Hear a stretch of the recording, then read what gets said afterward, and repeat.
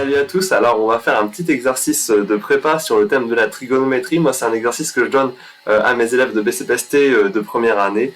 Ça peut aussi être utile pour les élèves de MPSI ou de PCSI, c'est vraiment un exercice d'entrée en matière qui permet de montrer un peu la complexité de la prépa par rapport au lycée, sans être non plus un exercice qui va être vraiment très dur. Ça peut vous intéresser aussi bien entendu si vous aimez les maths, ou bien si vous êtes un élève de lycée et que vous voulez voir le niveau des exercices de prépa. Donc ce que je vous propose c'est d'essayer de résoudre cet exercice, mettez la vidéo en pause et puis essayez de le faire de votre côté. Puis moi ce que je vais faire là tout de suite c'est que je vais commencer la résolution.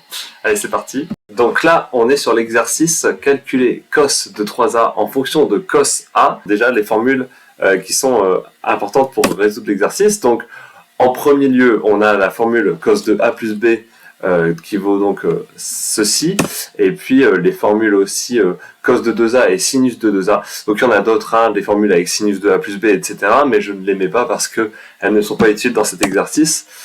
Donc ça c'est vraiment un exercice que je donne à mes élèves en début d'année, pour qui se dépatouillent un peu et qui réussissent déjà à avoir un raisonnement un peu, j'allais dire, innovant à partir de choses qu'on leur donne avant. C'est vraiment quelque chose de nouveau pour eux. Donc là on a cos de 3a qu'on veut calculer avec ces formules. Alors, la première chose à remarquer, c'est que cos de 3a, ça peut se réécrire cos de 2a plus a. Et là, on peut utiliser du coup la formule de cos a plus b en remplaçant le a par le 2a, et puis le b par le a.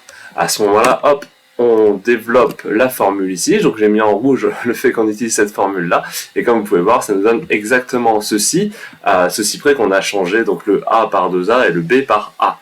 Voilà. Alors dans cette formule, on retrouve justement le cos 2a qui est juste là, et puis le sinus 2a qui est juste là.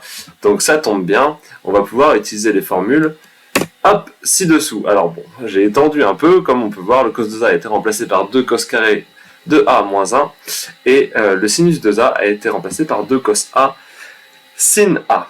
Alors, on va développer tout ça, le 2 cos carré de a moins 1, on va le mettre sur le cos a, ça fait 2 cos cube de a moins cos a, et puis là on regroupe ensemble le sinus a fois sinus a, ça nous fait sinus carré de a. On a presque fini en fait là, mais comme on peut voir dans la consigne, on nous demande de calculer cosinus de 3a en fonction seulement de cosinus a. Donc là le problème, enfin on est content parce qu'on a beaucoup de cosinus a, mais le problème c'est quand même qu'il nous reste un sinus carré de a là, dont on souhaite se débarrasser. Alors, pour s'en débarrasser de celui-là, il faut utiliser une petite formule, une autre petite formule que celle que j'ai encadrée, dont vous vous souvenez peut-être, c'est une formule très classique, c'est celle-là.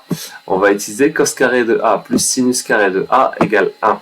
Ça nous permet d'exprimer sinus carré de a en fonction de cosinus, en faisant passer le cosinus de l'autre côté. On a sinus carré de a qui vaut 1 moins cos carré de a, qu'on peut réinjecter dans la formule. Ça nous fera disparaître tous les sinus. Alors c'est parti, tac. J'ai juste remplacé le sinus carré par 1 moins cos carré de a. Alors ne pas oublier bien entendu les parenthèses, parce que sinon on ne sait plus l'ordre des opérations. Là le moins est avant la multiplication. Donc là il ne nous reste plus qu'à développer, parce qu'on va, là on pourrait s'arrêter là, mais on va quand même pas s'arrêter là, on va quand même finir le calcul et simplifier tout ça. D'accord, donc on développe le cosinus a sur ce machin, ce qui nous fait 2 cosinus a quand on le développe sur le moins 1. Et attention, moins par moins, ça fait plus 2 cos cube de a. Alors on regroupe les cos cubes ensemble, et on regroupe les cos a ensemble, ça nous fait à la fin 4 cosinus de cube de a moins 3 cosinus de a. Et là, on peut dire qu'on a fini, on peut encadrer le résultat. Cosinus de 3a, c'est égal à 4 fois cos cube de a moins 3 cos de a. On a bien exprimé cos 3a uniquement avec des cosinus de a et on a fini l'exercice. Donc voilà, un petit exercice, on va dire de début de prépa qui nous permet déjà de se creuser un peu les méninges. Donc j'espère que ça vous a plu et puis il y aura d'autres exercices plus tard sur des thèmes très variés. Allez, au revoir.